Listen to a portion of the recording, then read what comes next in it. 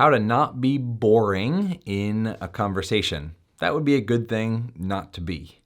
I'm Chad. I'm the co-author of Ask Powerful Questions, Create Conversations That Matter. And in this video, we're going to talk about how to not be boring in conversation. Let's get into it.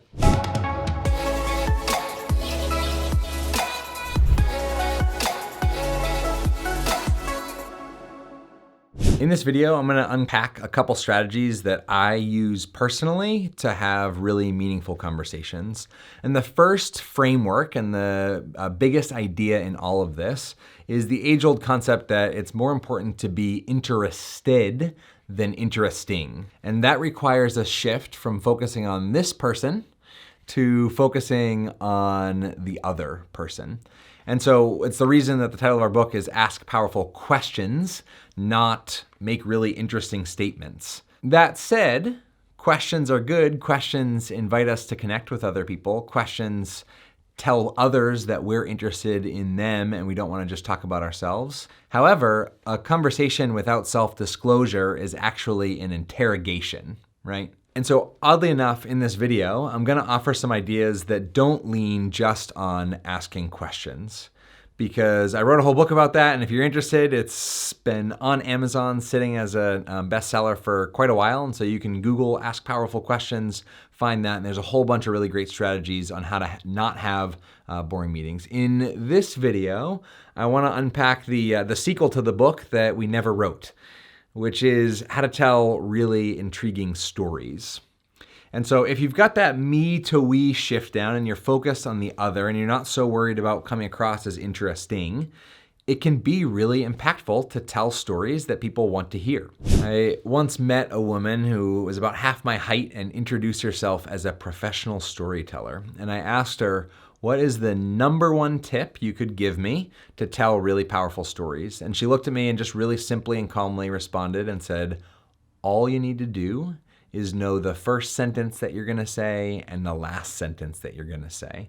And so I didn't actually realize this until I started working with individuals and companies on how to create conversations that really matter and make connection and engagement really easy. I didn't realize this, that one of the things I do, if I know an event is coming up or I know something's coming up, I think about who are these people? What do they care about? And sometimes I think of my opening line, if you will, when you walk in. And that feels a little like staged or something, but I would argue that it's intentional.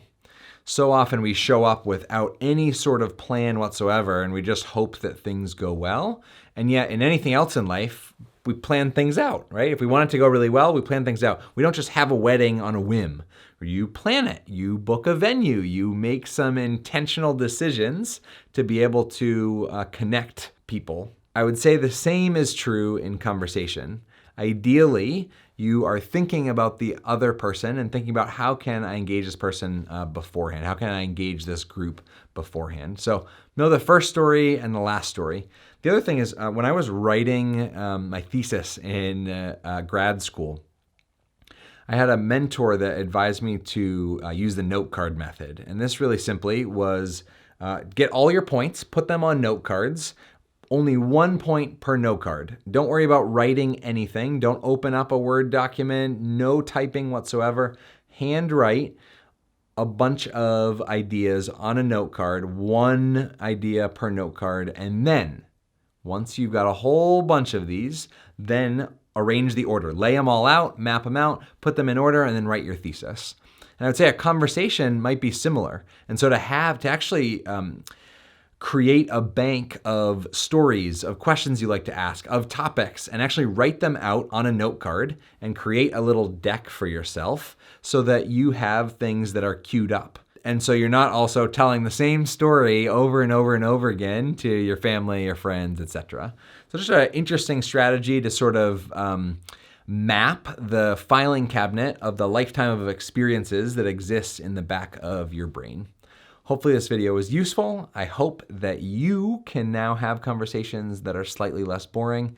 If you want one other really brilliant tip, in the link in the description, we give away the first chapter of Ask Powerful Questions for free. It's a remarkable tool to have conversations that skip beyond small talk, that end up diving really deep and taking you down some rabbit holes you would never otherwise experience. And when you're trying to have a conversation that's not boring, that is really useful.